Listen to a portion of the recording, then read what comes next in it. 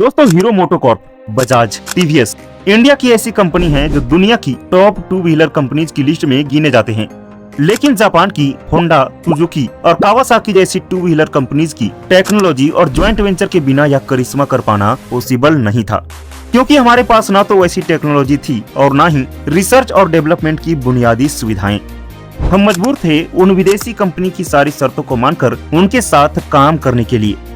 लेकिन जैसे ही Indian companies को यह लगा कि अब उन्हें किसी भी विदेशी कंपनीज की सहारे की जरूरत नहीं है, तो किसी न किसी इशूज को एक आधार बनाकर वह ज्वाइंट वेंचर से अलग हो गए।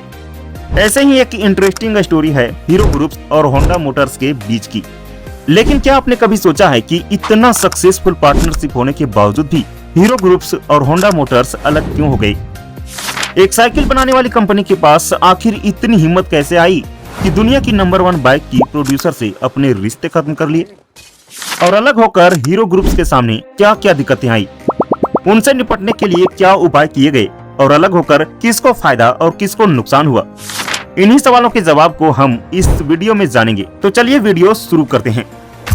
दोस्तों, कहानी की शुरुआत होती है साल 1956 से, जब ब्रिजमोहन लाल मुंजाल ने एक साइकिल के स्पेयर पार्ट्स के बिजनेस से हीरो साइकिल की शुरुआत की। और देखते ही देखते यह कंपनी इंडिया ही नहीं बल्कि दुनिया की सबसे बड़ी साइकिल बनाने वाली कंपनी बन गई। जिसके बाद उन्हें लगा कि दुनिया 2 व्हीलर इंडस्ट्रीज में काफी तेजी से ग्रो कर रही है, लेकिन इंडिया तो अभी भी स्कूटर और मोपेड पर ही अटका हुआ है। और इसी गैप को फुलफिल करने के लिए वह इंडियन मार्केट में मोटरसाइकिल उतारना चाहते थे। लेकिन उस टाइम हीरो के साथ प्रॉब्लम ये थी कि उनके पास इंजन बनाने की टेक्नोलॉजी नहीं थी।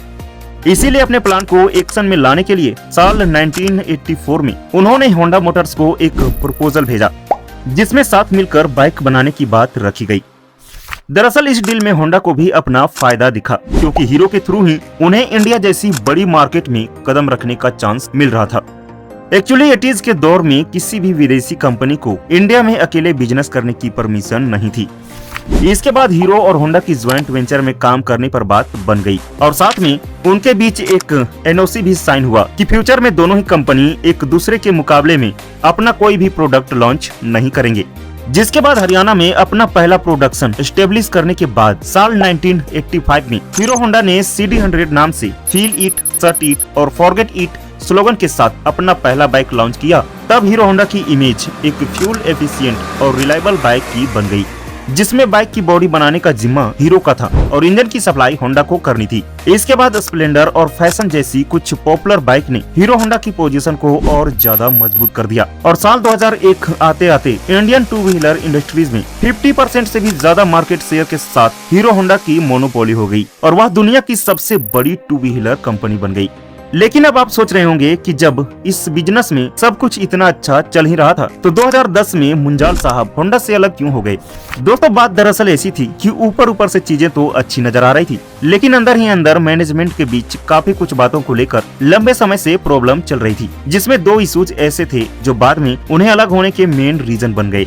सबसे पहला रीजन तो ये था कि साल 2000 के बाद बजाज, टीवीएस, यामाहा और सुजुकी जैसे कई नए प्लेयर्स इंडियन मार्केट में आ गए, जिससे हीरो होंडा के मार्केट शेयर पर प्रेशर आने लगा। जिसके बाद होंडा मोटर्स ने इन नए प्लेयर्स के साथ सीधे कंपटीशन करने के लिए साल 1999 में Honda motorcycle and scooter India के नाम से एक अलग कंपनी शुरू कर दी और एक्टिवा नाम से एक स्कूटर भी लॉन्च कर दिया, जो कि हीरो के साथ हुए उनके एग्रीमेंट के बिल्कुल खिलाफ था। और दूसरा रीजन ये था कि साइकिल प्रोडक्शन में दुनिया की सबसे बड़ी कंपनी होने के बावजूद भी हीरो को अपनी बाइक नेपाल, बांग्लादेश और श्रीलंका जैसे कुछ नेबर कंट्रीज के अलावा इंटरनेशनल मार्केट में एक्सपोर्ट करने की परमिशन नहीं थी, जबकि होंडा अपनी बाइक्स अमेरिका और रसिया जैसे डेवलप्ड कंट्रीज में बेचकर अच्छा प्रॉफिट कमा रहा था। मुंजाल साहब यह बात समझ गए थे कि इंटरनेशनल मार्केट में वह जो पोजीशन चाहते हैं उसके लिए उन्हें खुद का इंजन डेवलप करना पड़ेगा और इसीलिए हीरो ग्रुप्स ने अपने प्रॉफिट का ज्यादातर हिस्सा इंजन डेवलप करने में खर्च करने लगा, जिसके चलते दोनों के बीच का दरार और भी ज्यादा बढ़ गया। और इसका परिणाम ये हुआ कि हीरो और होंडा की रास्ते अलग अलग हो गए। जिस होंडा मोटर्स के साथ मिलकर हीरो ग्रुप्स ने दुनिया की सबसे पॉपुलर बाइक होने का खिताब जीता था, आज वही होंडा मोटर्स उनका सबसे बड़ा कंपटीटर बनकर खड़ा था। दोस्तों अब चलते हैं अपनी स्टोरी की क्लाइमेक्स में और जानने की कोशिश करते हैं कि होंडा से अलग होकर हीरो ने अपने आप को स्टेबल कैसे किया, उनकी कंपनी एक ब्रांड इमेज कैसे बनी और सबसे ज्यादा इम्पोर्टेंट सवाल कि उनके फाइनेंशियल कंडीशन पर इसका क्या असर हुआ। देखिए, हीरो होंडा के ज्वाइंट वेंचर में मुंजाल फैमिली और होंडा की 26% की पार्टनरशिप थी, जिसमें होंडा के 26% स्टेक हीरो ग्रुप ने खरीदकर कंपनी का नाम हीरो होंडा से बदलकर हीरो मोटोकॉर्प कर दिया। और इसके साथ ही एक एग्रीमेंट हुआ कि साल 2014 तक होंडा अपनी इंजन और टेक्नोलॉजी का सपोर्ट हीरो को देता रहेगा, जिसके बदले में हीरो को उन्हें रॉयल्टी बोनस देना पड़ेगा और साथ ही मोटरसाइकिल को हीरो होंडा के नाम से ही बेचा जाएगा। दोस्तों अब मुंजाल साहब के सामने एक चुनौतियों का पहाड़ खड़ा था। उनके पास खुद का R&D सेंटर, मैन्युफैक्चरिंग प्लांट और सप्लाई चेन स्टेबल करने के लिए सिर्फ 3 से 4 साल का ही समय था। लेकिन फिर भी हीरो मोटोकॉर्प ने सारे चैलेंजेस को ओवरकम करते हुए साल 2014 में राजस्थान के नीमराना में अपने पहले प्रोडक्शन यूनिट को शुरू कर दिया। साथ ही जयपुर में एक वर्ल्ड क्लास R&D सेंटर की भी नींव रख दी, जो साल 2016 में 850 करोड़ की लागत से बनकर तैयार हुआ। इसके अलावा सप्लाई चेन और सर्विस नेटवर्क को भी स्ट्रॉन्ग करने के लिए भारी मात्रा में इन्वेस्ट भी किया गया और फाइनली अपने खुद के इंजन के साथ स्प्लेंडर, पैशन और ग्लैमर जैसे मोटरसाइकिल को लॉन्च कर दिया। लेकिन क्या इतना ही सब कुछ हीरो को सक्सेस के लिए काफी था? तो इसका जवाब है शायद नहीं, क्योंकि हीरो को लोग एक साइकिल बनाने वाली कंपनी के लिए जानते थे। मोटरसाइकिल तो होंडा के नाम पर बिकती थी।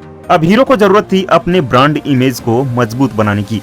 उन्हें होंडा से अलग अपनी पहचान एक स्टैंड रोल कंपनी के रूप में बनाने की चुनौती थी। इसीलिए एक नया लोगो और एक नया टैगलाइन हम में है हीरो से कंपनी की रीब्रांडिंग शुरू किया गया, जिसमें यूथ को टारगेट करते हुए हीरो ने मोटोकॉर्प को एक कस्टमर सेंट्रिक ब्रांड के रूप में पेश किया। और इस तरह से हीरो ग्रुप ने यहाँ पर भी बाजी मार ली और लोगों का भरोसा जीतने में कामयाब हो गया। अब इतना सब कुछ जानने के बाद आप हीरो मोटोकॉर्प और होंडा की फाइनेंस परफॉर्मेंस और सेल्स फिगर को जानने के लिए भी एक्साइटेड होंगे कि आखिरकार दोनों एक दूसरे से अलग होकर किसका फायदा हुआ और कौन नुकसान में रहा। दोस्तों, होंडा मोटर्स एक मल्टीनेशनल कंपनी है जो इंडिया के अलावा पूरी दुनिया में अपने 2 व्हीलर और 4 व्हीलर के साथ मौजूद है। जबकि हीरो मोटोकॉर्प ने होंडा से अलग होने के बाद अपना ग्लोबल एक्सपेंशन शुरू किया था और आज 40 देशों तक अपनी पहचान बना लिया है। होंडा से अलग होने के बाद हीरो मोटोकॉर्प का नेटवर्थ लगभग $7 बिलियन था, जो ऑटो सेक्टर की लंबी मंदी और कोविड के बावजूद भी आज लगभग $7.5 बिलियन है, जो कंपनी के कंसिस्टेंसी को दिखाता है। वहीं होंडा मोटर्स का नेटवर्थ साल 2011 में $55 बिलियन से घटकर $45 बिलियन हो गया है। दोस्तों, हीरो होंडा जब साथ मिलकर काम कर रहे थे, उस समय 50% से भी ज्यादा इंडियन 2 व्हीलर मार्केट पर उन्हीं का कब्जा था। जबकि साल 2022 की सेल्स डेटा के अकॉर्डिंग देखा जाए तो हीरो ने 53 लाख यूनिट्स 2 व्हीलर बेचकर इंडिया की सबसे बड़ी 2 व्हीलर कंपनी थी, जिसके पास लगभग 35% मार्केट शेयर मौजूद है। जबकि 25% मार्केट शेयर के साथ होंडा मोटर्स दूसरे नंबर पर आता है, जिसकी साल 2022 में अप्रोक्स 40 लाख यूनिट बाइक बेची गई थी। इसके अलावा जहां पहले हीरो होंडा के टोटल एम्प्लॉइज की संख्या लगभग 6000 हुआ करती थी, वहीं आज हीरो मोटोकॉर्प अकेले ही 8600 लोगों को रोजगार देती है। और दोस्तों, साल 2019 में हीरो ने 7.8 मिलियन बाइक्स बेचकर दुनिया की सबसे ज्यादा बाइक बेचने का रिकॉर्ड बनाया था। इसके साथ ही यह 100 मिलियन 2 व्हीलर बनाने वाली दुनिया की इकलौती कंपनी है। लेकिन आपको यह जानकर हैरानी होगी कि उनकी टोटल सेल्स का 70% से भी ज्यादा हिस्सा सिर्फ स्प्लेंडर का होता है। इसके साथ ही एक इंटरेस्टिंग फैक्ट ये भी है कि आज भले ही मोटरसाइकिल के सेल्स पर हीरो मोटोकॉर्प सबसे ऊपर है, लेकिन स्कूटर के सेल्स में सिर्फ 10% मार्केट शेयर के साथ ही हीरो 3rd पोजीशन पर आता है और वहीं होंडा मोटर्स की एक्टिवा सेगमेंट मार्केट लीडर है। तो दोस्तों, आई होप कि यह जानकारी आपको पसंद आई होगी। वीडियो पसंद आई तो वीडियो को लाइक करें। धन्यवाद।